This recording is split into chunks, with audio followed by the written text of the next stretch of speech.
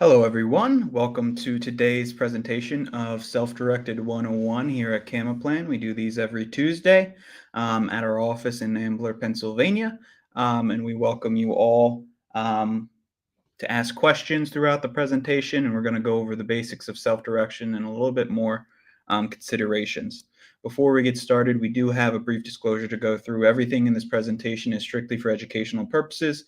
We at Camaplan are not tax professionals, realtors, attorneys, or investment advisors. If it comes a time where you need advice in any one of those fields, we highly recommend you speak with a team of professionals. We're more than happy to be a part of the dialogue with the professionals to make sure everything is streamlined for you and based off of their recommendations. And we're always happy to field questions regarding your self-directed IRA at Camaplan. So some things we're going to go over today are, again, like I said, the basics. What is self-directed? What does it mean? What can be self-directed? What types of accounts? What types of investments can I make? What investments can I not make? How the process looks. And at a very high level, again, we're not tax professionals. We'll talk about some minor tax considerations to talk to your CPA about CPA with at the end of the presentation. So biggest question, what is self-directed? What does it mean? I'm looking to open up a self-directed account. So self-directed is just an adjective. You might go to Fidelity or Schwab or Vanguard, and they might tell you you have a self-directed IRA. But what they mean is you can direct your investments into anything off of this list. With a truly self-directed IRA, like the ones we offer at Camaplan, there is no list. You find the investment that is right for you, and we help facilitate the transaction into that investment. So this is a quote from one of our clients: investing in what you know, understand, and can control versus using hope as your strategy. A lot of people think their retirement funds have to be tied to the casino of Wall Street for their entire lives, when that's not true. You can actually use some of the strategies you use with alternative investments with your discretionary funds in your retirement accounts as well, in a tax-sheltered fashion. Or a tax-advantaged fashion, however you want to phrase it. So again, in the very beginning, we talked about self-directed just being an adjective. In reality, the accounts that are self-directed are listed here, and all the same rules apply to these accounts that apply to them anywhere else. So you have two different types of buckets you can use. You have your tax-deferred bucket and your tax-free bucket. And what I mean by that is your tax-deferred bucket, you don't pay taxes on the money you put in. However, years down the line, when you're ready to retire and you take the money out, whatever those initial contributions were and whatever you've earned from those contributions in the time since you've contributed them, when you take it out, you're going to be taxed on that amount at your current tax bracket. On the other end, in the other bucket, your tax-free accounts, you pay your taxes on the contributions you make when you put them into the account, and then years down the line, when you retire and you take the contributions and earnings out of the account at for a qualified distribution, that amount is tax-free because you already paid your taxes. So the way we like to phrase it is, would you rather pay the taxes on the seed or the harvest? With the tax-free IRAs, you're paying on the seed. With the tax-deferred IRAs, you're paying on the harvest.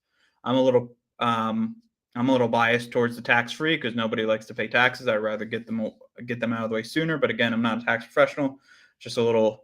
I just prefer them a little bit more. But in those buckets, you have actual accounts that you can work with. So on the tax-deferred side, you have your traditional IRA, your SEP IRA, and simple IRAs, which are employer-linked IRAs, and then your defined benefit plans and your defined contribution plans, more employer plans like 401ks, 403bs, things like that, in a tax-deferred nature. Then in the other bucket, you have your Roth IRA. Everybody knows what a Roth IRA is. Your health savings account, which is the only account of its type where contributions are tax deferred, and then distributions can be tax-free if used for qualified medical expenses. You have your educational savings accounts and the Roth portions to those employer plans like 401ks that we mentioned before. If you take anything from this slide, any investment can be made out of any of these, or not any investment, whatever investments you can make out of your tax-deferred accounts can be made out of your tax-free accounts and vice versa. It's just really important on how you fund them. And we can go over that when we talk about the process a little bit. So these are some comparisons between the 401k and the IRA. The main differences are 401ks tend to have higher contribution limits, and the 401ks are the only retirement account in which you can take a personal loan against, and that amount has to be either $50,000 or 50% of the account balance, whichever of those two amounts is less. And then lastly, something we'll touch on towards the end of the presentation is UDFI rules do not apply to solo 401ks given certain requirements are met. And that's something, again, we'll say later, will be something you want to talk over your tax professional if you're thinking about going down that route. This is a nice chart that we use to show $100,000 of earnings through different avenues of earning those funds. So with your W-2 income, you earn $100,000, but you're paying federal, state, local, Social Security, Medicare. Your employer is also paying taxes. And this will vary depend on your locality, of course. Obviously, the taxes are going to be higher in bigger cities than it might be elsewhere. So in this scenario specifically, you're in a 40% tax bracket. The $100,000 dwindles down to $60,000 because you paid $40,000 to Uncle Sam. And then you have your passive income, which is a slightly lower amount because you're not paying your employer's not paying taxes, and you're not paying for Social Security and Medicare taxes through those sorts of earnings. Excuse me, can't speak today. So in this, you're in the same bracket, but in this situation, you're only paying $25,000 in taxes, and you're walking away with $75,000. Then the big things that we're going to be talking about through the entirety of this presentation are the tax deferred and tax-free account. That $100,000 that you've earned is $100,000 you get to keep. However, there's an asterisk next to the tax deferred account because, like we said before, when you take that money out, you're going to pay taxes on your current tax bracket on that amount. Whereas as the tax-free accounts at a qualified for a qualified distribution, that $100,000 you take out is $100,000 you get to keep because you already paid your taxes on the front end. This is just another visual of that last slide, but basically framed in a different way. So you and three different people invested $50,000 in different ways. One person invested their taxable income, that blue bar. Somebody invested with their tax deferred funds, the light green bar, and then you invested with your tax-free funds in the dark green bar. So over 40 years at a 10% rate of return at a 30% tax bracket, that one person was only able to grow that taxable income to $700,000 over that 40 years, even at the same rate of return. Whereas it's important to note both the tax deferred and tax-free accounts both earned $2.2 million over 40 years. However, when the individual that invested with their tax deferred funds took the money out of the account, they paid about $700,000 in taxes to take those funds personally. Whereas you with the Roth funds or tax-free funds, that's $2.2 million you get to keep when you take out for a qualified distribution. So you can see the advantages in the different types of accounts. Now, the biggest question we often get is, what can I invest in with my self-directed IRA or solo 401k? So you're not limited to these, and we'll go over a little bit more detail into each one of these categories in the future slides. But the main things we see our clients invest into every day are real estate, private lending, whether it be secured or unsecured, private placements into startup companies, precious metals and commodities, and other. I've seen people buy bees and sell the honey, and do even crazier things as long as you know how to follow the IRS guidelines on prohibited transactions, which will be another thing we'll talk about in just a few slides. So again, a little bit more detail about each one of those categories we just went over. Real estate. So when we talk about real estate, a lot of people have a larger umbrella over real estate, and they're talking about lending on real estate and investing in companies that deal with real estate. In this scenario, we're talking about actually being the purchaser of the property or land. So your IRA can own single family or multifamily homes, apartments, condominiums. They can be undeveloped plots of land. They could be commercial properties.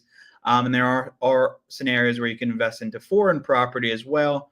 If you have any questions about that, my contact information will be at the end. If you have any questions at all, you can even ask questions live or contact us at the end of the presentation. We'll be happy to go over any specific scenarios. Then next up, we talked about lending with your IRA. You can turn your IRA into a mini bank. You can lend the same things that the banks charge, or the same rates the banks charge. And these can be through unsecured or secured notes, and you can secure it via mortgage. They can be trustees. They can be convertible notes that convert into shares of equity later down the line at certain trigger points. You can buy that. You don't have to originate the notes. You can buy them on the secondary market. And when I say you in these scenarios, I'm talking about your IRA. So that's just something to keep in mind. Next up, we have probably the most common asset we see at Camaplan is private placements. So people want to be angel investors, invest into startup companies before they go public. A lot of people didn't know you can invest into private companies prior to them, going public, of course. However, you can with your IRA through one of these vehicles, like a private placement. These can be LLCs, LPs, joint ventures, hedge funds, things like that. And that can all be done through your self-directed IRA at Camaplan. Next up, we do have precious metals, and these can be bullion, they can be coins. There are certain restrictions that the IRS has placed on the type of coins and bullion your IRA can own, but these are gold, silver, palladium, platinum, U.S. minted metals that reach certain quality and purity standards based off the IRS guidelines. So we talked about broadly what you can invest into with your self-directed IRA. Again, any specific questions, please feel free to reach out to us or ask in the chat. Well, now we're going to talk a little bit about the IRS restrictions on prohibited transactions. Like mainly these are things like collectibles and life insurance. So your IRA can't go out and own actual, collectibles like works of arts or alcoholic beverages. It does say that metals and gems are prohibited. However, at the bottom, you'll see that they do make an exception for those metals as long as they reach certain requirements. And if you're thinking about purchasing metal, feel free, again, talk to us. We have a lot of clients that invest into precious metals with their IRAs as well. Some more restrictions the IRS has placed on investments made out of the IRA is these investments have to be arm's length transactions strictly for the purpose of growing your retirement account. So when I say this, and this is all these rules, the last slide, this slide, everything we talk about, it applies to any IRA. It's not just self-directed IRAs. They are all held to the same standards and follow the same rules. But these are some things to keep in mind when you're working with these alternative investments as well. So again, the IRS says that they have to be arm's length transactions strictly for the purpose of growing your retirement account. So there's no self-dealing, there's no personal use. So in the scope of real estate, your IRA goes out and purchases a property. You as the account holder and a number of disqualified persons from you, which we'll talk about the next slide, are prohibited from receiving any benefits from that investment or providing any benefits to them. And within real estate, if your IRA purchases the property, you can't live in that property at all. You can't work on that property or do any services for that property. So you can pick the color of the paint. You might want to paint the walls, but you can't go in there yourself with a paintbrush and paint them yourselves. The IRS wants your IRA to go out and pay somebody with IRA funds to do that work on the property, a non-disqualified person. And talking about disqualified persons, these are at a high level what those disqualified persons fall into. So mainly it's anybody of lineal ascent or descent of you. So anybody in blue on this chart is disqualified. So grandparents, parents, children, grandchildren, of course, you as the account holder, and any entity that these people in blue own 50% or more of or are managing control of are prohibited from receiving those benefits or for providing any benefits to the investments your IRA makes. However, the people in green are okay. So the lateral relationships like aunts, uncles, cousins, siblings, nieces, nephews, they're all okay. There are some additional disqualified persons you can find on our website or talk to an attorney about if you're thinking about doing these alternative investments or run it by us. We're happy to talk through specific scenarios with you and point you and direct you to your professionals for those questions that fall a little bit more into the gray area. But this is a good chart to keep in mind. You can find it on our website at camaplan.com on our resource center. And yeah, those are pretty much the investments that you have to make sure that you don't make out of your IRA. Now we're going to go over the process at a very high level. It's very simple. Again, a lot of these steps are behind the scenes. And if you have any questions at any point in this process, you can always feel free to reach out to me or someone in the office, and we'll walk you through exactly what to expect. So the process, again, very simple. You open up an account at Camaplan similar to the account you plan on funding it from. So you have a traditional IRA. Elsewhere, you'll want a traditional IRA here. Then you'll transfer or rollover funds from that specific account. You can also make contributions to these accounts just like any other IRA. Again, all the same rules apply. Then, while that funding process is underway, you'll identify the investment you want to make, whether it's real estate that's your niche is, or if you like to do private lending, you'll find the borrower. You'll find that investment that you want to do with your self-directed IRA, gather the paperwork that's required, make sure it's titled properly.